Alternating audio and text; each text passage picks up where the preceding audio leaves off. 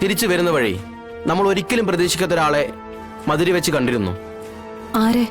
ചക്രപാണി. ചക്രപാണി. ഒരിക്കൽ ആശാൻ ഇതുപോലെ മാറി നിന്നപ്പോ ചോദിച്ചപ്പോ ഏതോ ചക്രപാണിയുടെ കാര്യം പറഞ്ഞില്ലായിരുന്നോ?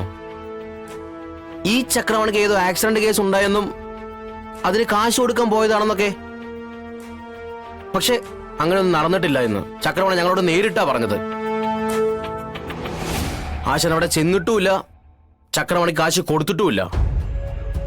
അപ്പൊ എന്തിനാ വിഷ്ണുവേട്ടൻ അന്ന് അങ്ങനെ ഒരു കള്ളം പറഞ്ഞത്?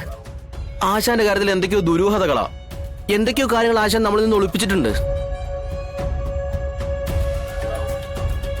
ഈ രേഷ്മയുടെ കാര്യത്തിലും വ്യക്തമായൊരു തീരുമാനം എടുക്കാൻ നമുക്ക് കഴിയുന്നില്ല. എന്താ ഒരു വഴി? ഇവരിലേക്ക് അധികാരത്തോടെ കടന്നു കയറി ചെന്ന് കാര്യങ്ങൾ അറിയാൻ എന്താ ഒരു വഴി? ഇന്ന് തന്നെ ഡൗൺലോഡ് ചെയ്യൂ. കാണൂ നിങ്ങളുടെ ഫേവറേറ്റ് ഷോസ്.